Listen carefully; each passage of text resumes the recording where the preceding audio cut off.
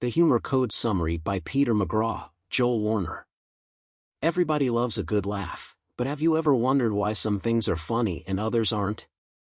The Humor Code embarks on a global search to understand humor around the world and whether certain forms of humor are universal. Spoiler alert, humor is vastly different around the world. For this reason, the Humor Code gracefully explores these differences and provides us with some foolproof top tips for acknowledging humor's cultural differences and how we can be, appropriately, funny. Introduction.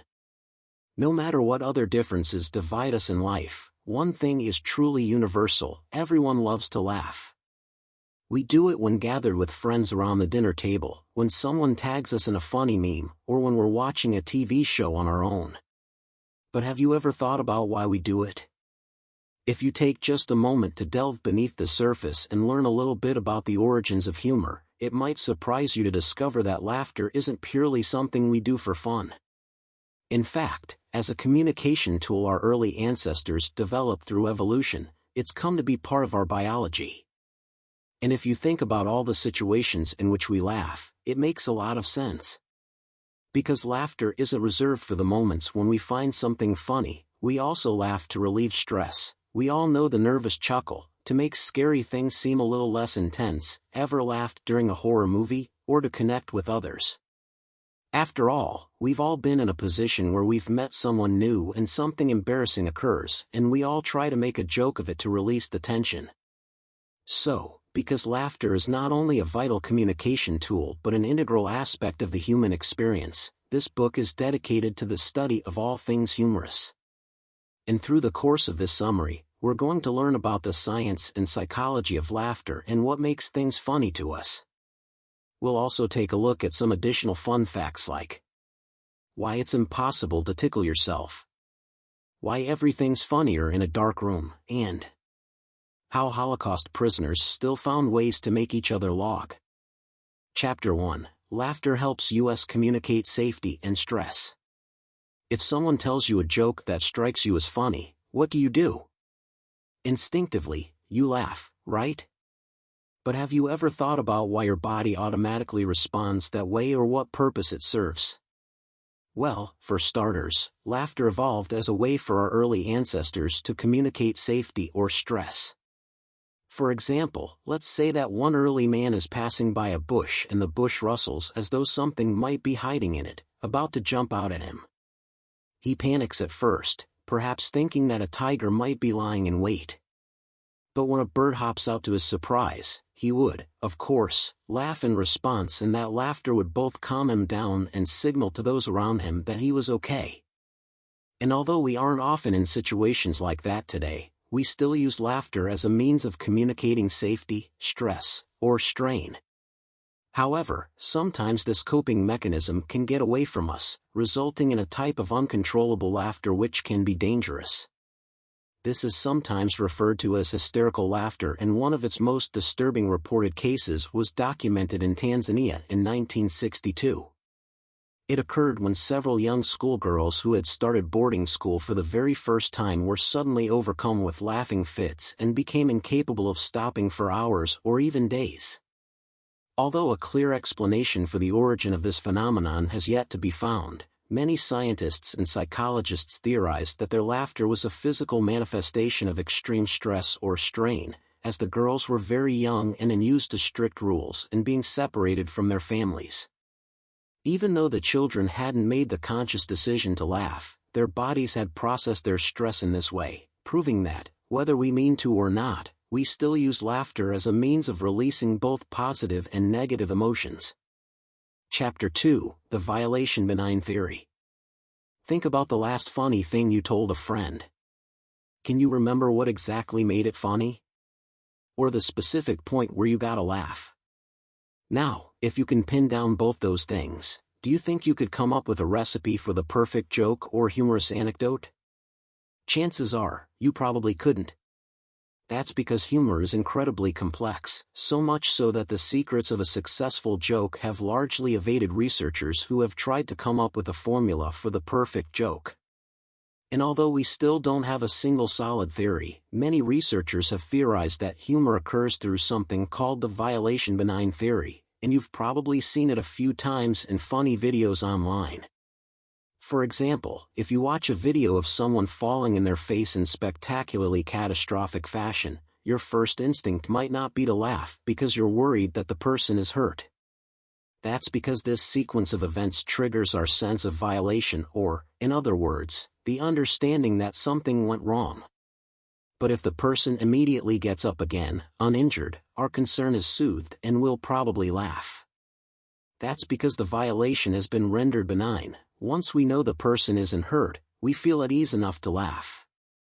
That's why most people, and especially kids, love cartoons.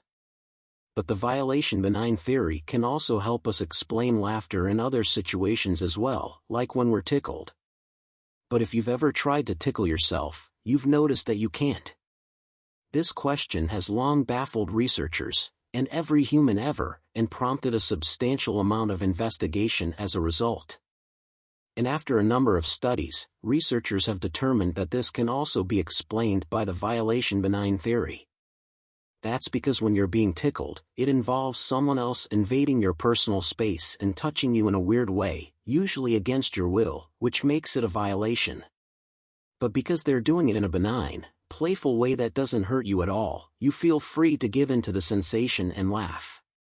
When you try to tickle yourself, however, your body understands that it's impossible for you to violate your own personal space and the same sensations don't occur.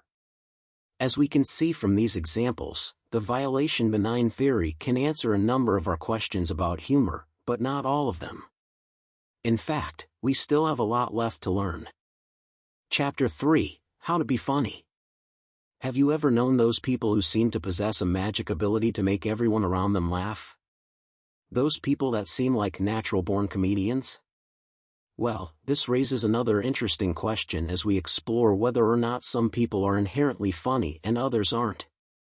And the truth is actually quite close to what you would imagine. Some people do need a little more help being funny than others, especially if you're talking about the professional comedy circuit. That's because being funny is actually a lot of work. And although everyone isn't born with the ability to be a natural comic, the bright side is that you can actually work at being funnier, the same way you can work at being a more talented writer or dancer. In fact, there are even a variety of comedy schools throughout the world, including the famous Santa Monica Playhouse in the United States or the New Start Comedy School in Japan. These schools can teach you some basic tips about how to be funny, like how to hold the microphone in a way that might be amusing to your audience or even how to say certain words in a funny way. They can also teach you how to tailor your jokes to your audience in the most effective way.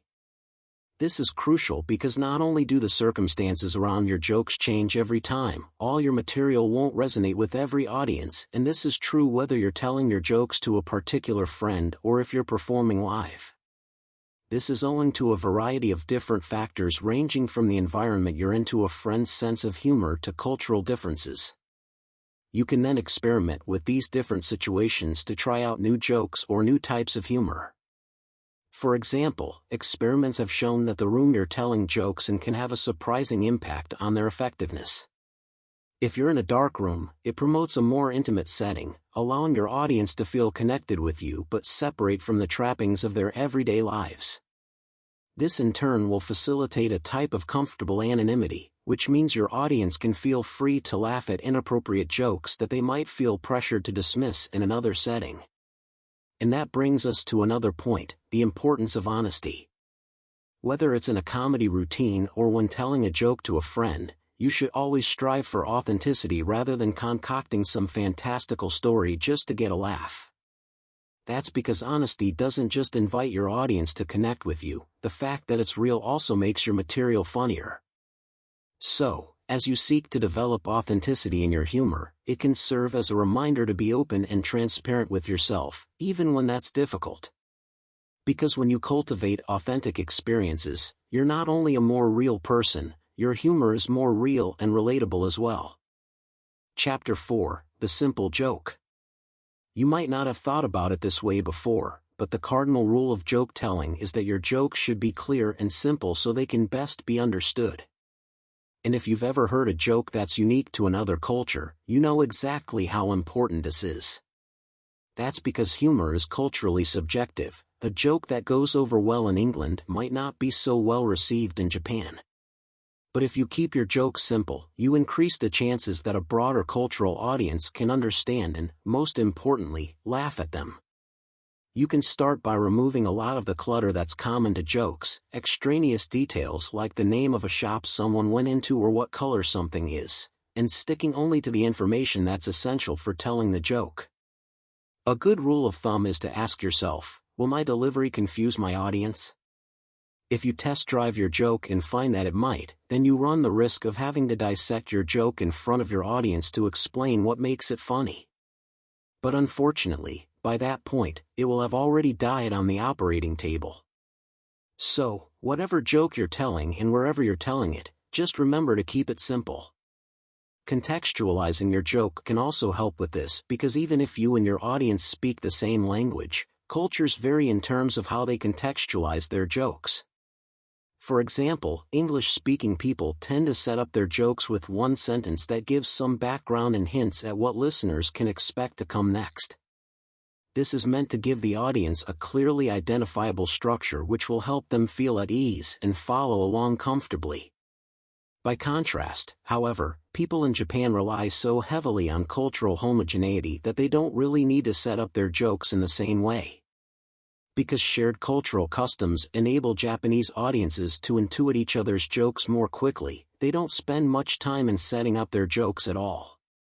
Instead, they get to the punchline right away, occasionally relying on a funny gesture as a reference to something that happened in Japanese history. So, unless you're already familiar with Japanese culture and history, you might not understand their jokes right off the bat. Chapter 5: Humor helps us cope with stress. As we've briefly discussed in our earlier chapters, humans often laugh to relieve tension during moments of stress. And it's even more beneficial if we have the opportunity to share a joke with someone in the same circumstance because that person will be able to identify both with our stress and with the need for laughter. That's because joking about our situations others allows us to acknowledge the fears and concerns we might otherwise repress, and in so doing, we're able to release a bit of the nervous tension that bubbles inside us. In fact, the healing power of humor is so significant, it even offered strength and comfort to Holocaust survivors during their time in the concentration camps. As they found ways to secretly share jokes, memories, and cultural references, they were able to regain control of some small part of their lives. Because even if the Nazis had taken their homes, their former lives, and their dignity, they couldn't take those shared moments of laughter or the sense of freedom they derived from enjoying something together.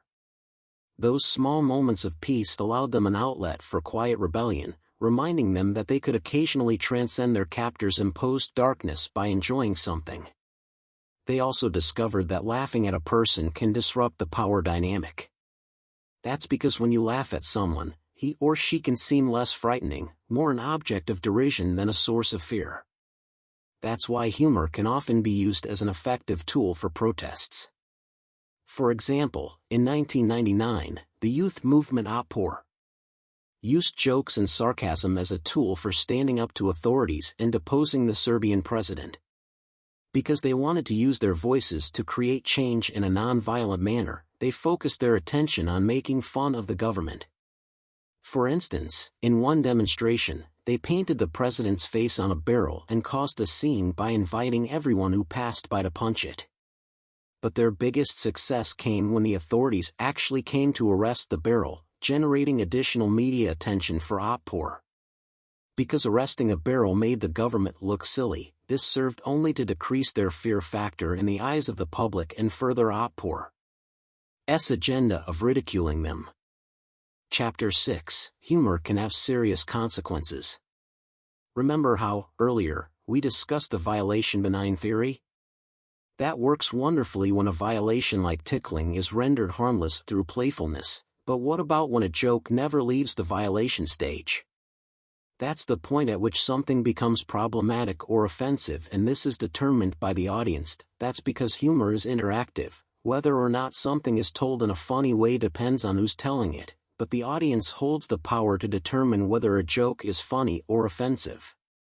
For this reason, humor can cause conflict when it's interpreted differently than the comedian intended or if the audience approaches a joke from a different perspective. It can be beneficial to keep this in mind when crafting a joke, and if you're not sure how your audience will receive certain material, it's best to err on the side of caution. For example, a common American joke, "Why do French people smell so blind people can hate them too," might not be well received in France. So, bear that in mind and remember that sometimes, being the victim of a joke can make people aggressive.